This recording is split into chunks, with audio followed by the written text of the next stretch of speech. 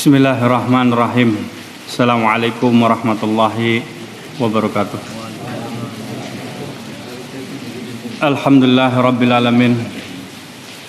Wassalatu wassalamu ala nabiyyinal karim Muhammad bin Abdullah sadaqa wa'dul amin. Asyhadu an la ilaha illallah wahdahu la syarikalah wa asyhadu anna Muhammadan abduhu wa rasuluh sallallahu alaihi wa ala alihi wa sahbihi wa tabi'in wa tabi'it tabi'in wa man tabi'ahum bi ihsanin ila yaumiddin. Ya ayyuhalladzina amanu taqullaha haqqa tuqatih wa la tamutunna illa wa antum muslimun. Ya ayyuhan nasu taqu rabbakumul ladzi khalaqakum min nafsin wahidah wa khalaqa minha zawjaha wa batha minhuma rijalan katsiran wa nisaa'a wattaqullaha alladzi tasaaluna bihi wal arham innallaha kana 'alaikum raqiba. Ya ayyuhalladzina amanu taqullaha wa qulu qawlan sadida yuslih lakum a'malakum wa yaghfir lakum dhunubakum wa may yuti'illaha wa rasulahu faqad faza fawzan 'azima. Fa inna asdaqal hadithi kitabullah wa khairul hadyu Muhammad sallallahu alaihi wa ala alihi wasallam. Wa syarrul umuri muhdatsatuha fa inna kulla muhdatsatin bid'ah wa kulla bid'atin dhalalah wa kulla dhalalatin finnar. Ikhwan fid din rahimakumullah, jamaah kajian Masjid Asy-Syafi'i yang saya hormati, kita akan melanjutkan tentang pembahasan sifat salat Nabi. Sebagai pengingat, sudah kita bahas dalam beberapa pertemuan yang lalu bahwa ketika seorang muslim sudah mencapai usia baligh, maka ada kewajiban-kewajiban yang dibebankan kepada dirinya. Di antara beberapa kewajiban yang harus dia tunaikan adalah sebagai rukun Islam yang kedua setelah beliau bersyahadat, setelah dirinya bersyahadat, maka dia diwajibkan untuk melakukan sholat dalam satu hari 5 kali waktu sholat yang diwajibkan oleh Allah subhanahu wa ta'ala. Bagaimana caranya seseorang melakukan sholat? Allah arahkan, Allah berikan petunjuk, Allah syariatkan di dalamnya agar setiap seorang muslim, baik dari kalangan jin maupun dari kalangan manusia, sudah disepakati bahwa contoh dan uswahnya hanya satu, Nabi alaihi salatu wassalam, Rasulullah Muhammad bin Abdullah. Maka Allah jadikan figur uswah buat kita sesuai di dalam ayatnya, laqad kana lakum fi rasulillahi uswatun hasanah. Sungguh telah ada pada diri Nabi alaihi salatu wasalam uswah, contoh yang baik, agar kita mengikuti apa yang menjadi petunjuk-petunjuknya lewat lisan nabinya alaihi salatu wasalam. Bagaimana beliau melakukan sholat, beliau contohkan kepada seluruh para sahabatnya agar dirinya ketika mempraktekkan sholat, semua sahabatnya bisa mengikuti seperti apa yang beliau contohkan. Maka keluar dalam hadisnya lewat lisannya, hadis yang cukup ma'ruf, yang akrab di telinga kita, kata beliau, sallu kama ra'aitumuni usalli. Salatlah kalian sebagaimana kalian mendapati bagaimana aku melakukan salat. Ketika kita ingin melakukan ibadah haji dan ibadah umrah, beliau pun mengatakan, khudhu anni manasikakum. Ambil contoh bagaimana aku melakukan manasik, ajaran bagaimana melakukan umrah, melakukan ibadah haji, agar bisa kalian jadikan petunjuk untuk melakukannya supaya sesuai dengan sunnah beliau, guna tujuannya agar kita mendapatkan ridha dari Allah Subhanahu wa taala. Beliau melakukan ketika ingin sholatnya, menetapkan seperti apa arah kiblatnya untuk dituju agar tepat ke arah kiblat. Beliau berdiri qiyam ketika ingin melakukan ibadah sholat, beliau contohkan dengan berdiri. Dan beliau pun mengatakan ada yang paling utama posisi seseorang ketika ingin sholat adalah qiyam. Akan tetapi menjadi ma'ruf, menjadi uzur bagi orang-orang yang sakit, bolehnya orang ketika ingin sholat, ketika dia tidak mampu qiyam, dia boleh sholat melakukannya sambil dalam keadaan duduk. Dan orang yang ketika habis melakukan operasi bedah besar, dia tidak mampu untuk duduk, maka dibolehkan muttaji'an, berbaring. Ketika seseorang dalam uzur apapun, ketika dirinya sudah tidak mampu lagi untuk duduk sholat, maka orang itu dibolehkan untuk sholat dalam keadaan berbaring sekali. Syariat sholat dalam satu hari 5 kali banyaknya tidak boleh ditinggalkan bagi setiap muslim dalam kondisi apapun, kecuali seseorang yang dalam keadaan tertidur sampai dia bangun, seseorang yang sakit ingatan sampai dia sembuh, seseorang yang lupa sampai dia ingat, dan seseorang yang belum balik sampai dia mencapai umur kedewasaannya, sampai dia akil balik. Ikhwan fiddin rahimakumullah, ketika beliau alaihi salatu wassalam ingin mencontohkan bagaimana mengangkat kedua tangannya, beliau merapatkan semua jari jemarinya, kemudian mensejajarkan kedua tangannya dengan bahunya atau dengan daun telinganya. Ketika beliau mencontohkan bacaan doa iftitah, kita sudah semua gali, kita sudah semua telaah macam-macam bacaan doa-doa iftitah. Ketika beliau melakukan bacaan Al-Fatihah di dalam sholatnya, beliau pun mengatakan hadis yang cukup ma'ruf di kalangan kita yang mutawatir, la sholata liman lam yaqra illa bi fatihatil kitab. Adanya kewajiban untuk membaca Al-Fatihah ketika seorang setiap muslim ingin melakukan ibadah sholat, maka dia wajib membaca Al-Fatihah. Adanya kewajiban membaca Al-Fatihah secara tartil, ayat demi ayat. Tidak boleh bacanya terburu-buru. Masih banyak didapati di kalangan kita orang yang membaca Al-Fatihah dalam keadaan terburu-buru. Terutama ketika sudah memasuki bulan Ramadan, adanya sholat-sholat tarawih yang bilangan rokaatnya 23 rokaat, tapi mampu dilakukan dalam 7 menit selesai. Dan itu menjadi trending topik, sampai dimuat di media elektronik, disiarkan lewat berita. Sudah tahun demi tahun, turun-temurun 23 rakaat 7 menit selesai. Waliyadzubillah. Padahal ada anjuran setiap gerakan sholat dia wajib melakukannya secara tumaninah. Ada anjuran untuk membaca dalam keadaan tartil. Ada anjuran untuk dalam keadaan setiap gerakannya itu tidak boleh dilewati secara terburu-buru. Bahkan ada larangan dari Nabi alaihi salatu wassalam bagi setiap pribadi muslim, kalau dia melakukan ibadah sholat, kata beliau, janganlah kalian sholat seperti seekor ayam atau seekor burung gagak yang mematuk makanan di hadapannya, sujudnya terlalu terburu-buru. Dan janganlah kalian menoleh seperti tolehannya seekor musang, dan janganlah kalian duduk seperti duduknya seekor anjing atau seekor kera. Ikhwan fiddin rahimakumullah, sudah komplit kita dapati apa yang menjadi larangan dari Nabi alaihi salatu wassalam pada zaman kita sekarang. Sangat banyak orang yang menoleh ketika dalam keadaan sholat, sangat banyak orang yang sholat terburu-buru, dan sangat banyak orang yang duduk ik'a dalam keadaan dia tidak tahu atau dalam keadaan dia masih bodoh.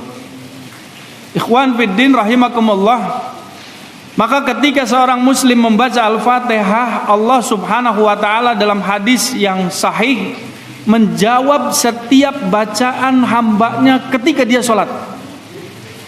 Alhamdulillahi rabbil alamin. Hamadani abdi, kata Allah. Ar-Rahmanir Rahim, athna alayya abdi. Maliki yaumiddin, majjadani abdi. Iyyaka na'budu wa iyyaka nasta'in. Hadza baini wa baina abdi. Wali abdi ma sa'ala ma tuqa. Ini antara hambaku, antara aku dan antara diriku dan hambaku. Apa yang hambaku minta maka akan aku beri. Maka kemudian baru kita panjatkan apa yang menjadi hajat kita.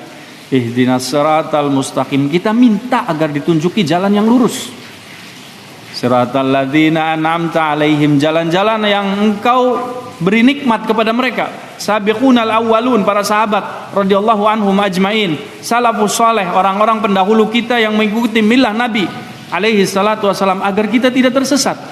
Karena Nabi alaihi salatu wasalam pernah juga memberikan gambaran kepada para sahabat beliau radhiyallahu anhum ajmain dengan membuat satu buah garis. Kemudian beliau pun berikan cabang-cabang di tengah-tengah garisnya. Lantas beliau pun mengatakan, hadza sabili, inilah jalanku. Wala tatafarraqus subul, dan jangan kalian mengikuti jalan-jalan yang lain, ini jalan-jalan syaitan. Jadi kita ingin ikut bagaimana jalan Nabi alaihi salatu wasalam. Dan seorang hamba, setiap pribadi muslim, ibadah yang paling pertama dinilai ketika dikumpulkan di mahsyar oleh Allah Subhanahu wa taala, saya ingatkan kembali kepada antum semua, awwalu ma yuhasabu bihil abdu fi yaumil qiyamah indallah as-shalah.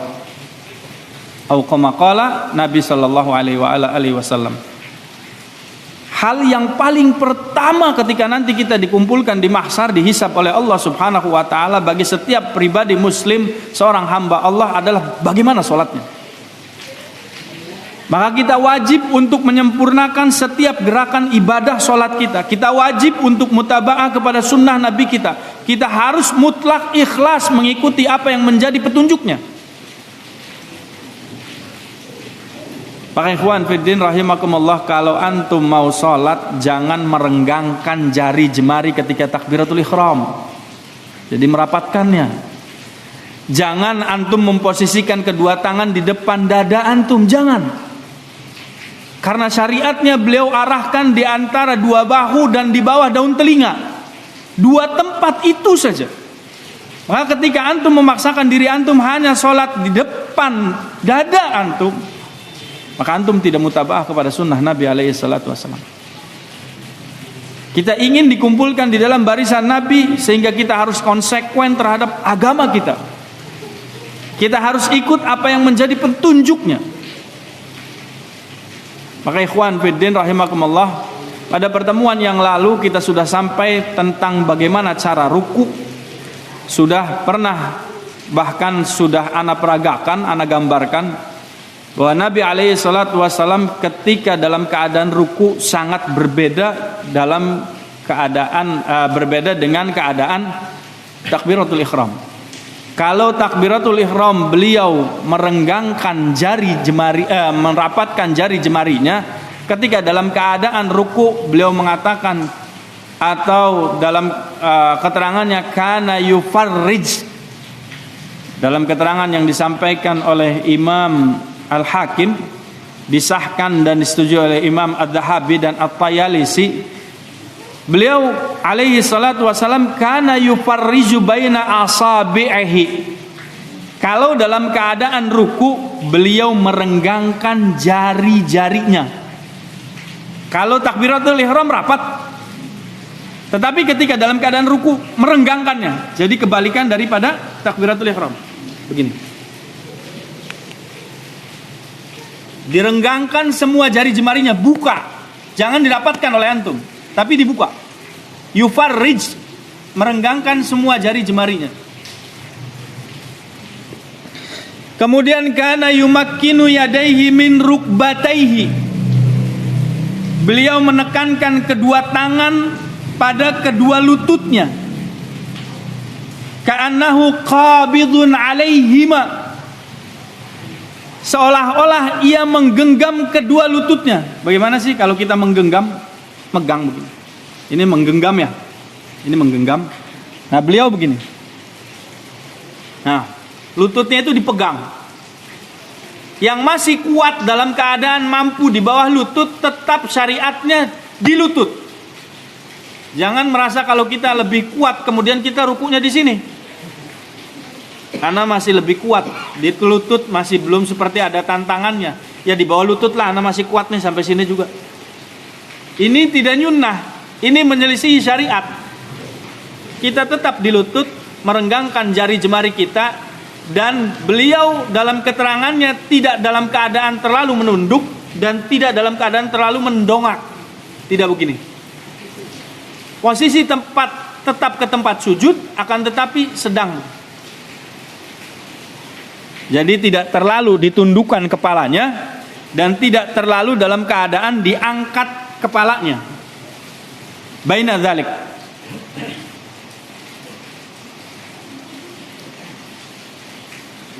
Kata beliau alaihi salatu wassalam dalam riwayat Imam Ahmad sebagai petunjuk dan sunnah yang wajib kita ikuti.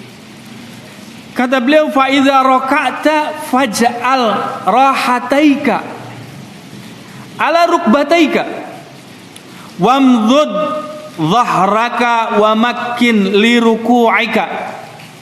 Jika kalian ruku atau jika kamu ruku, letakkanlah kedua tanganmu pada kedua lututmu dan luruskanlah punggungmu.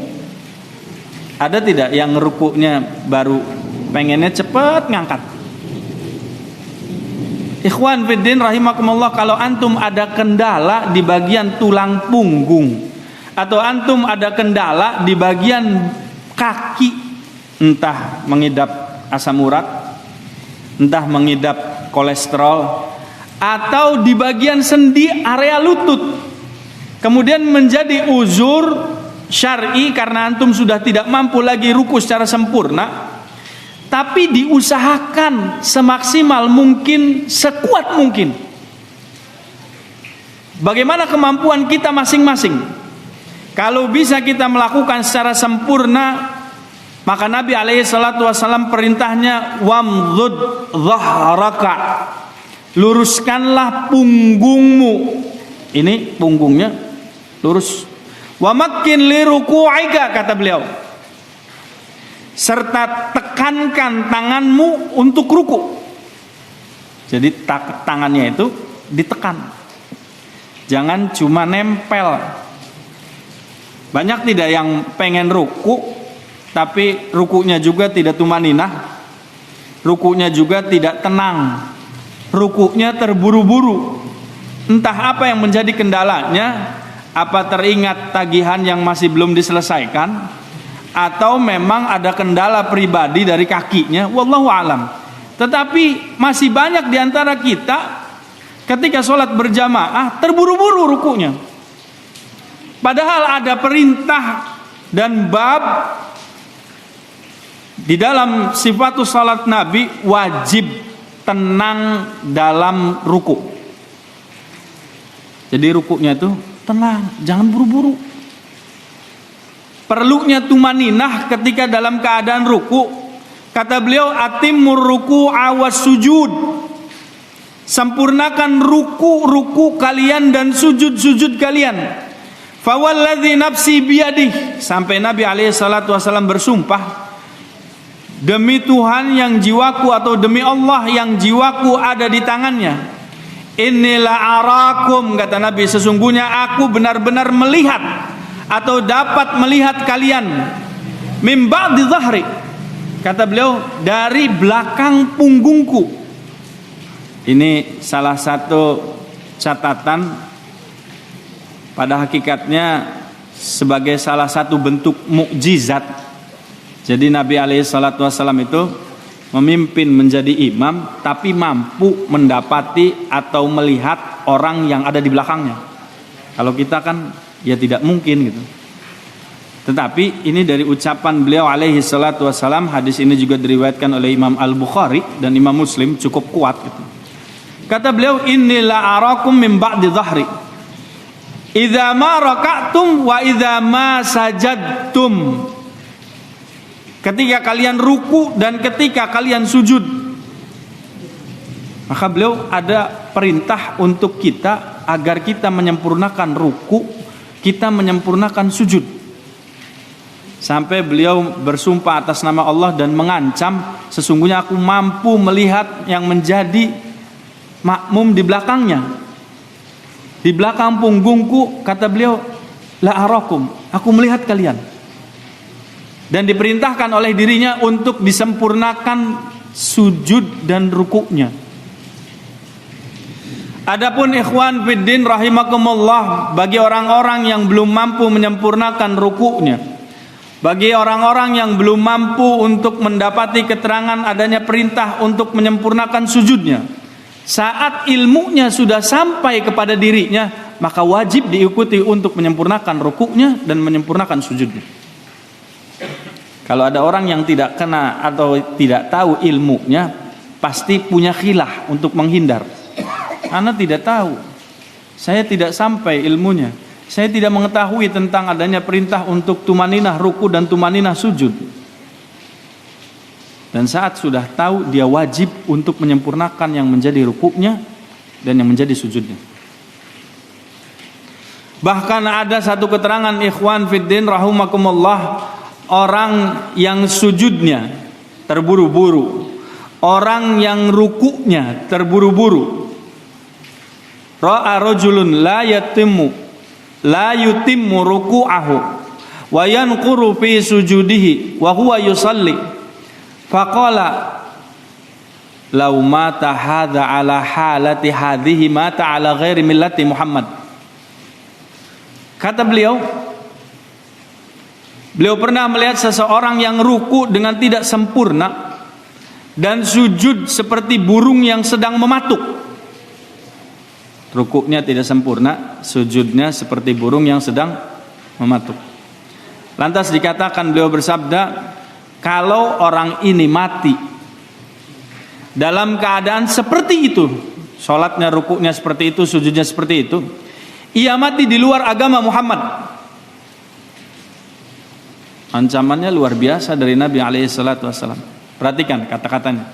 Lau mata hadza ala halihi hadhi mata ala ghairi millati Muhammad.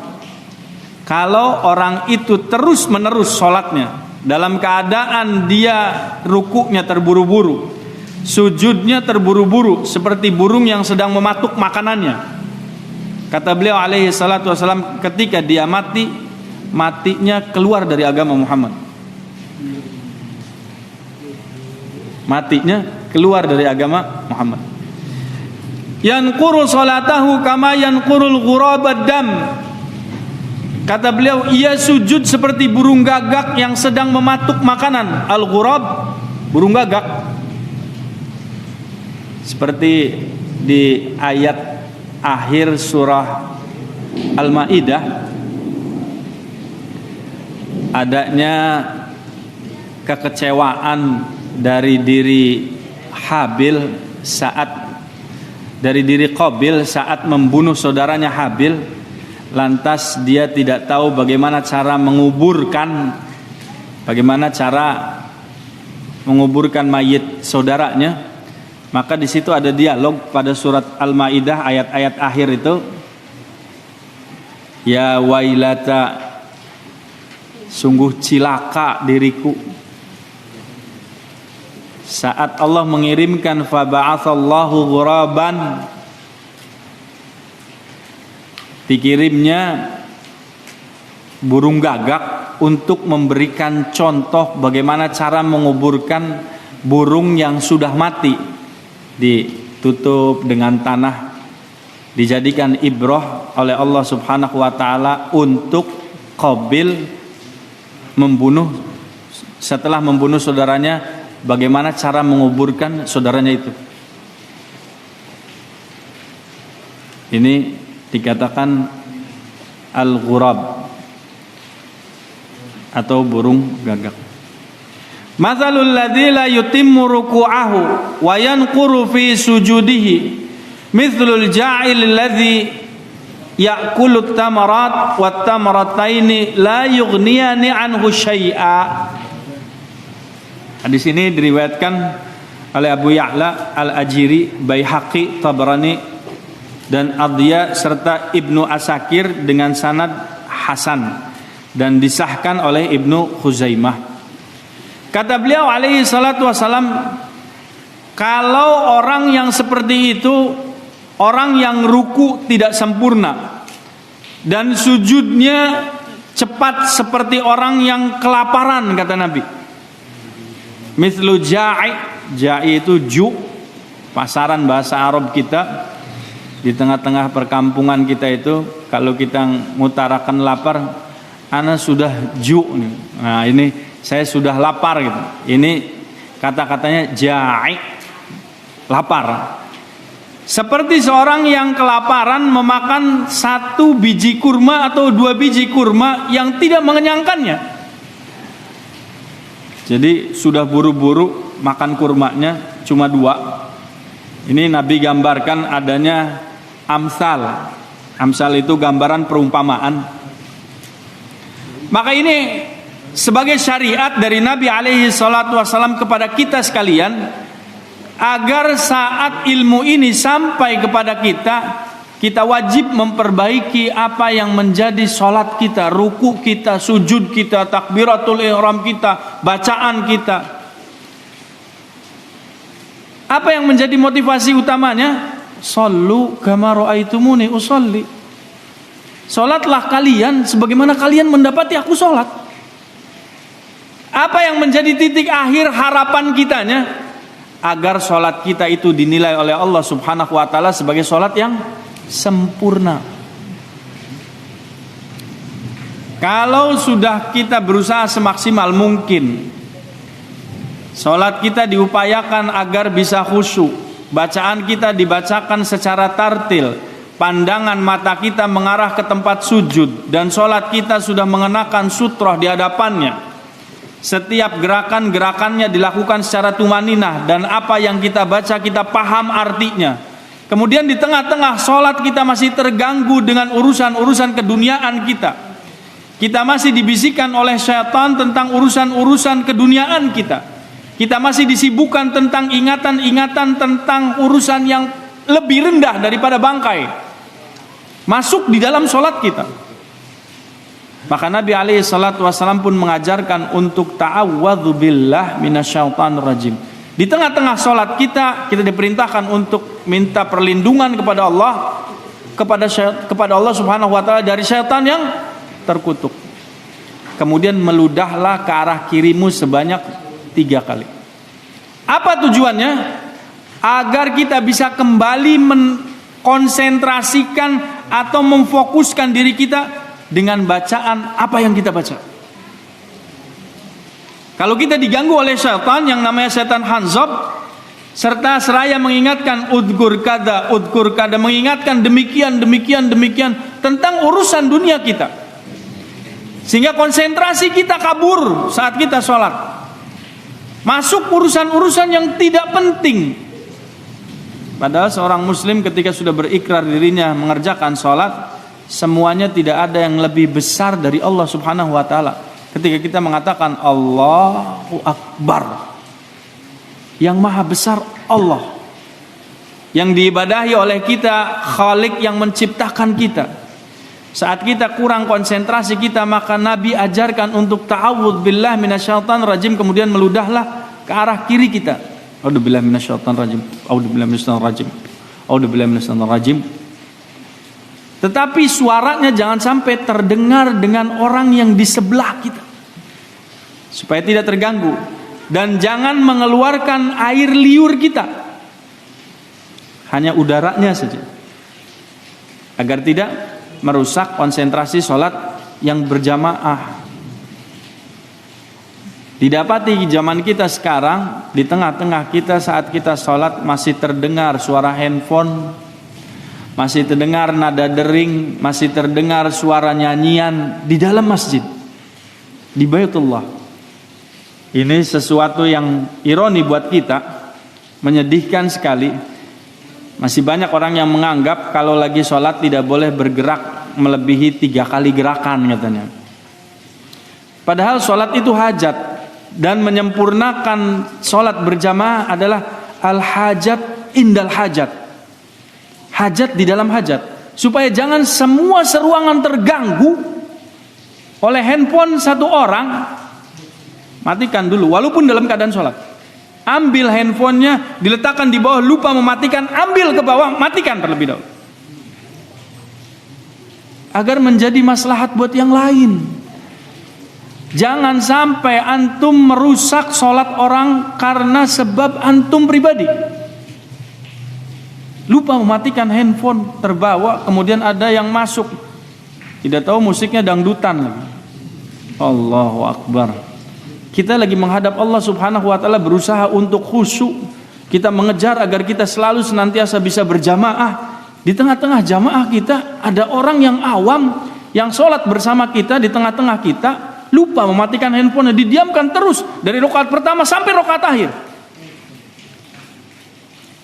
Bukan mengganggu dirinya saja, tapi mengganggu seruangan masjid yang sedang sholat berjamaah. Ikhwan fiddin rahimakumullah, al-ilmu nurun, ilmu itu adalah cahaya. Wadh-dhunub, dan dosa itu adalah kegelapan. Nahani Khalili sallallahu alaihi wa ala alihi wasallam. Sahabat yang mulia Abu Hurairah berkata, Khalili, kata-kata Khalili itu adalah orang yang sayang gitu, orang yang perhatian gitu. Abu Hurairah padahal masuk Islamnya itu 6 tahun menjelang wafatnya Rasul. Abu Hurairah itu ngerasa tertinggal dengan sahabat-sahabat yang lain, sehingga kalau kemana saja Nabi keluar, beliau ikut. Dan apa yang menjadi ucapan Nabi alaihi salatu wasallam, beliau mencatatnya. Apa yang menjadi sikap Nabi alaihi salatu wasallam, beliau mencatatnya. Apa yang menjadi ketetapan Nabi alaihi salatu wasallam, beliau mencatatnya. Makanya pengertian hadis itu qaulun, au fi'lun, au takrirun, au sifatun minan Nabi sallallahu alaihi wasallam. Hadis adalah perkataan, perbuatan, sifat, takrir, ketetapan yang disandarkan kepada Nabi alaihi salatu wasallam. Abu Hurairah mampu mencatat ratusan ribu hadis dan menghafal 5.000 hadis lebih.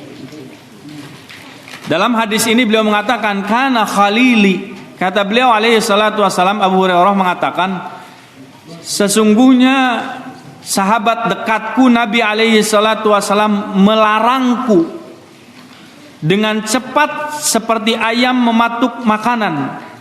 Anqura fi salati, melarangku sujud dengan cepat seperti ayam mematuk makanan. Anqura fi salati naqrad dik, dik itu ayam. Wa an altafital tifatat ta'lab, dan melarangku menoleh seperti musang. Uqayyaka iqa'il qird, dan melarangku duduk seperti iqa'nya kera. Sudah ana gambarkan, sudah ana demonstrasikan, ana peragakan testimoninya yang lalu. Artinya kita meletakkan bokong di antara 2 kaki, dibuka kaki kita di belakang, kemudian bokong kita diletakkan di lantai. Nah, ini duduk iqa, duduk yang dilarang oleh Nabi alaihi salatu wasallam, seperti duduknya anjing dan seperti duduknya kera. Ada tidak di antara kita yang sholat duduknya duduk iqa, duduknya duduk yang dilarang oleh Nabi? Biasanya karena juhalnya, karena kebodohannya, atau belum sampainya ilmu. Kalau orang itu ketika menerima ilmu kemudian didapati menjadi hidayah bagi dirinya, diterima, lantas dia praktekkan dalam keseharian ibadahnya, sholatnya, alhamdulillah. Akan tetapi tidak sedikit orang yang ketika disampaikan keterangan ayat, disampaikan keterangan hadis, bukan menerima, malah dilawan. tidak diterima hadisnya, tapi ditentang. Dia ikuti hawa nafsunya, dia tinggalkan ajaran nabinya.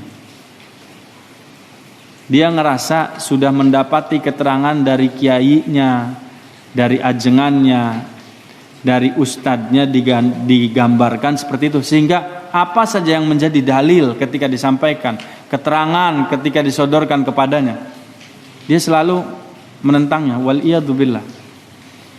Orang yang sombong adalah orang yang tidak mau menerima kebenaran.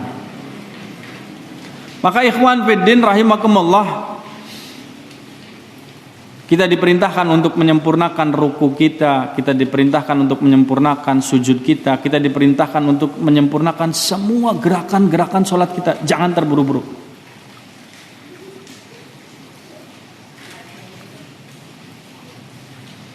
Kata beliau alaihi salatu wassalam, la tujzi'u salatul rajuli hatta yuqima dhahrahu fi ruku'i wa sujud. Salat seseorang, kata Nabi alaihi salatu wassalam, tidak sempurna sebelum dia melakukan ruku dan sujud dengan meluruskan punggungnya. Sehingga Nabi alaihi salatu wassalam kalau beliau sholat kemudian diletakkan air di atas punggungnya ketika beliau ruku, maka air itu tidak tumpah. Kalau beliau sholat kemudian beliau ruku dan di atas punggungnya diletakkan air mineral, contoh aqua gelas atau gelas dengan air, atau airnya saja taruh di atas punggungnya, air itu tidak tumpah karena lurusnya punggung Nabi dan tenangnya gerakan Nabi alaihi salatu wassalam. Kalau beliau memberikan contoh kepada umatnya, kepada kita sekalian, beliaulah figur yang pertama kali melakukannya. Kalau diantara umatnya kan kadangkala tidak sedikit mengatakan sesuatu, melakukan sesuatu yang menyelisihinya. Makanya ayat Allahnya, kabura maqtan indallahi an taqulu ma la taf'alun.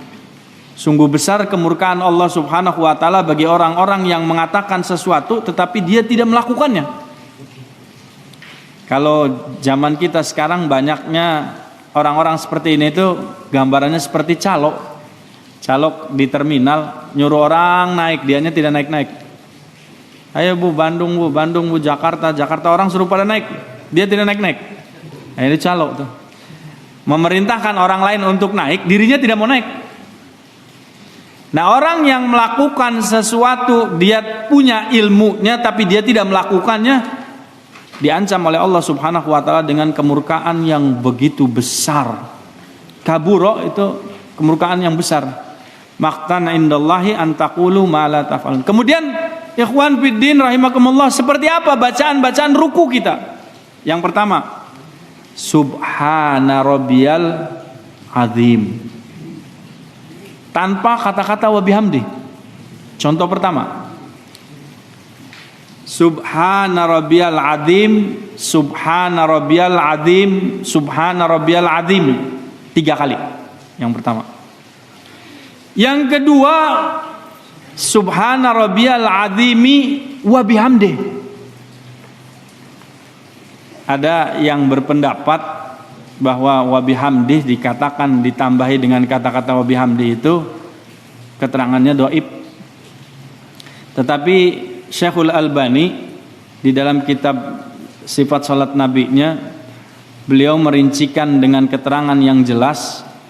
Hadis ini diriwayatkan oleh Imam Abu Dawud, Daruqutni, Imam Ahmad, Imam At-Tabrani dan Al-Baihaqi, dan beliau menjelaskan setelah mentahrijnya, memposisikan bahwa hadis itu sahih. Kata Syekhul Albani bahwa hadis dengan kata-kata tambahan wa bihamdih di belakangnya sahih. 3 kali dibaca subhana rabbiyal azimi wa bihamdi, subhana rabbiyal azimi wa bihamdi, subhana rabbiyal azimi wa bihamdi. Kalau kita dalam keadaan keraguan, mau pilih yang subhana rabbiyal azimi saja tanpa wa bihamdi, tafadhal. Ana setelah jelas dapat keterangannya dua-duanya mau ana amalkan, yang ada wa bihamdihnya dan yang tidak ada wa bihamdihnya. Subhana rabbiyal azimi saja ana amalkan, subhana rabbiyal azimi wa bihamdi ana amalkan. Keduanya masyru'. Keduanya sahih. Kemudian contoh yang ketiga, subuhun qudusun rabbul malaikati waruh. Hadis itu disampaikan oleh Imam Muslim dan Abu Awanah. Jadi subuhun qudusun rabbul malaikati waruh. Berapa kali dibacanya? Kalau subhana rabbiyal azimi, Syekhul Albani menyepakati bahwa itu dibaca 3 kali mutlak. Jadi tidak boleh ditambahkan. Pendapat Syekh Albani, subhana rabbiyal azimi 3 kali, subhana rabbiyal azimi wa bihamdi 3 kali, jangan ditambah. Tetapi ulama Syafi'iyah, ulama Hanabali itu Imam Ahmad bin Hambal, dan ulama Hanafiyah Abu Hanifah, mereka sepakat bolehnya menambahkan bilangan tasbih pada bacaan ruku dan bilangan sujud pada bacaan sujud lebih dari 3 kali. Artinya mau 5 boleh, mau 7 boleh, mau 9 boleh, mau 11 boleh. Lebih disukai dengan jumlah ganjil. Akan tetapi kalau sedang berjamaah, bagi imam tidak disyariatkan membaca secara tawil, secara panjang. Bahkan disyariatkan untuk bisa lebih cepat. Karena kata beliau alaihi salatu wassalam, engkau tidak tahu di belakang kalian itu apa yang menjadi hajat mereka yang sholat berjamaah bersama kita. Adanya ibu dengan anaknya yang sedang menangis, adanya orang yang sedang terburu-buru untuk menyelesaikan kembali hajatnya. Jadi buat imam ketika memimpin sholat jangan panjang-panjang. Kenapa Ustaz? Saat Nabi contohkan rukunya hampir sama dengan qiyamnya, sujudnya hampir sama dengan i'tidalnya. Ini beliau lakukan terutama sedang sholat malam. Jadi sholatnya munfarid. Kalau sholatnya berjamaah, beliau ajarkan kepada kita untuk bisa lebih bersegera. Antum kan pernah menyampaikan bacaan sholat duhur Nabi alaihi salatu wassalam, beliau tidak ruku atau masih dalam keadaan qiyam saat seorang sahabat Nabi yang batal sholatnya kemudian kembali ke rumahnya menyelesaikan dulu hajatnya, padahal rumahnya itu di daerah Baki. Kembali lagi Nabi masih dalam keadaan qiyam, padahal sholatnya sirriyah duhur. Panjangnya berdiri sampai orang itu tidak dalam keadaan masbuk. Berarti lama tad. Naam, lama. Siapa yang dibinanya? Siapa yang menjadi makmumnya? Yang menjadi makmumnya para sahabat radhiyallahu anhum ajmain. Mereka berharap terus sholat bisa di belakang Nabi, menjadi makmum Nabi. Generasi terbaik. Jadi mereka sudah siap dengan kondisi seperti itu. Coba perhatikan, kalau kita imamnya rada panjang sedikit, makmum di belakang biasanya sudah dehem. Betul tidak? Ki imam ku sapa, DKM ku aduh macem-macem bae, imamnya udah nemen ya. Gitu ya. Kesemutan. Pengennya cepet. Tapi kalau imamnya terlalu cepet juga, itu menyalahi kayak yang di Jawa Timur 23 rakaat apa 27 taraweh 7 menit.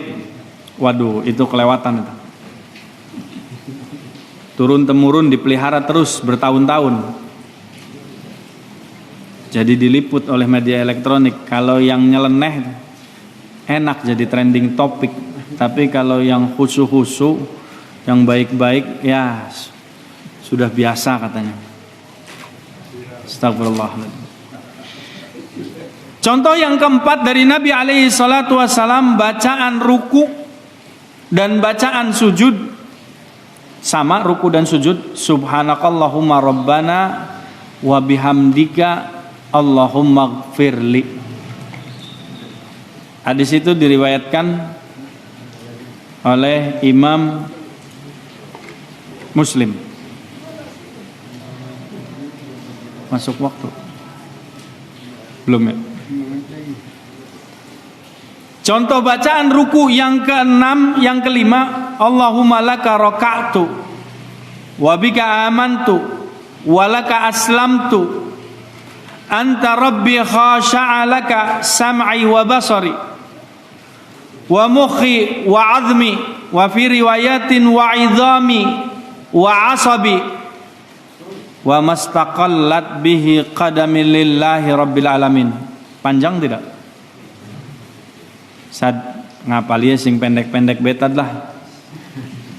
Yang singkat-singkat aja lah, kan itu juga masru'. Tayyib. Tetapi kalau kita bisa mengamalkan semua yang dicontohkan oleh Nabi alaihi salatu wasallam, lebih afdal. Artinya kita menghidupkan semua sunnah. Yang pendek kita hafal, yang panjang kita hafal, kemudian kita pakai. Kalau kita sholat malam, biasanya surat-surat yang kita baca tuh yang favorit, yang diturutan terus ya. Yang pendek-pendek, terus pengen 11 rakaat itu cepat selesai gitu. Mulai takbiratul ihram pertama, baru rakaat pertama bacanya yang ingat ad-duha. Wad-duha rakaat kedua nanti al-insyirah aja nih. Terus turun ke depan sampai rakaat yang ke-11-nya sudah al-ikhlas. Itu dibaca terus sampai ke Anas. Ikhwan fiddin rahimakumullah, semoga yang bisa disampaikan pada pertemuan kali ini bagaimana contoh ruku secara masyru' yang disyariatkan oleh Nabi alaihi salatu wasallam kita bisa dapati fadilah dan faedahnya, dan 5 contoh bacaan ruku di dalam salat sudah kita sampaikan. Mudah-mudahan pada pertemuan yang akan datang kita bisa menyampaikan bagaimana berdiri i'tidal dan doa-doanya. Sekian, subhanakallahumma bihamdik, asyhadu an la ilaha illa anta, astaghfiruka wa atubu ilaik, wa akhiru da'wana alhamdulillahi rabbil alamin. Aqulu qouli hadza, astaghfirullah li wa lakum. Assalamualaikum warahmatullahi wabarakatuh.